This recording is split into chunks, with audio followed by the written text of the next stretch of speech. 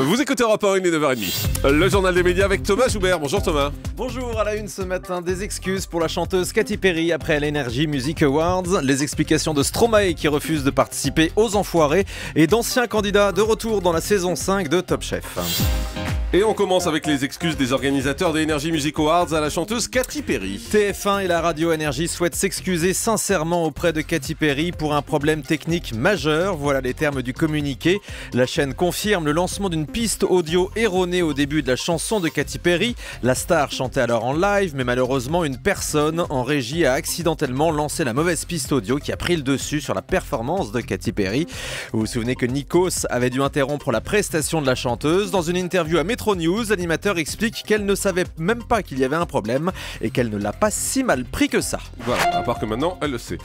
Stromae s'explique sur son refus de participer aux Enfoirés. Oui, le chanteur star de 2013 n'a pas voulu rejoindre la troupe. Il a expliqué pourquoi à Thomas Soto ce matin en exclusivité sur Europe 1. J'ai un problème en fait à mêler mon image à une association caritative dans le sens où si je fais ce genre d'association ou que je me mets en avant, et évidemment c'est pour servir ce genre d'association, j'ai un problème avec ça en fait parce que j'en profite et c'est là que moi je me sens mal. C'est qu'une vision qui est personnelle et qui ne concerne que moi et ça n'engage que moi.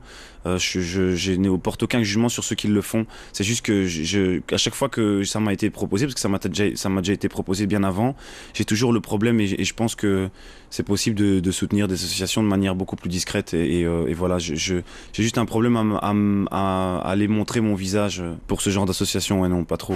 Voilà, Stromae qui veut la discrétion, explique-t-il.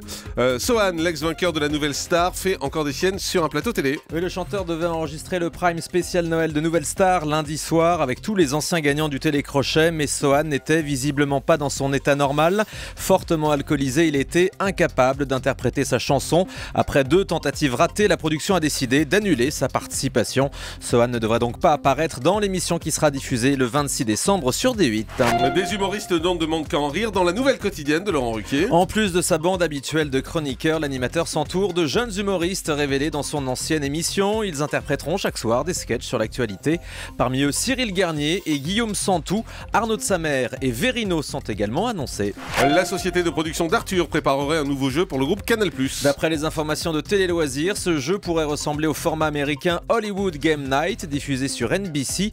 2 équipes composées de 2 célébrités et d'un anonyme s'affrontent dans un quiz sur les people, la musique ou le cinéma. 3 pilotes doivent être tournés avec 3 animateurs différents et ce jeu pourrait arriver prochainement sur D8 ou D17.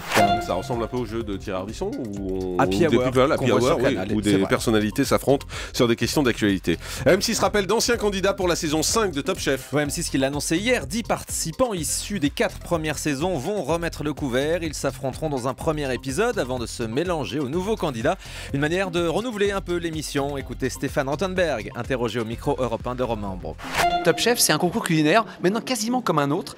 Et on peut retenter le meilleur ouvrier de France, le Bocuse d'Or, plusieurs fois. Christian Constant a fait plusieurs fois meilleur ouvrier de France. Et ben donc, on a décidé qu'on peut retenter Top Chef. D'abord parce qu'on grandit. Les candidats, au bout de 2-3 ans, ont fait des autres maisons, ou parfois ils ont monté leur restaurant, etc. Donc voilà, vous pouvez retenter Top Chef et essayer de le gagner. Et c'est vrai que c'est un nouveau challenge pour eux. Pour les nouveaux candidats aussi, de voir arriver des anciens, c'est forcément un peu stressant. Et c'est vrai que ça faisait partie des petites trouvailles de cette année. Voilà, c'était Stéphane Rothenberg au micro de Romain Ambro. France 2 ouvre les votes pour la maison préférée des Français. Stéphane Bern présentera prochainement une 2e édition de ce concours. Les 22 maisons retenues sont situées dans chacune des régions de France métropolitaine. Vous pouvez les découvrir dès aujourd'hui sur le site france2.fr et surtout voter pour votre préféré jusqu'au 27 janvier prochain. Le quotidien gratuit 20 minutes n'est pas paru aujourd'hui. La rédaction a effectivement décidé de reconduire son mouvement de grève. Les salariés s'opposent au plan social qui prévoit la suppression du service photo. Entre 11 et 13 postes sont menacés. Hier, la grève a été suivie par 90% de la rédaction selon le SNJ. Et on termine avec le chiffre du jour. 200, c'est le nombre d'heures de direct que France Télévisions va consacrer aux Jeux Olympiques de Sochi. Les épreuves seront diffusées de 7h à 21h à partir du 7 février sur France 2 et sur France 3. Céline Géraud, Lionel Chamoulot, Gérard Rolls et Laurent Luyat se relayeront la présentation avec tout un tas de consultants pour commenter les épreuves. Merci beaucoup Thomas. Le grand direct des médias, Jean-Marc Morandini.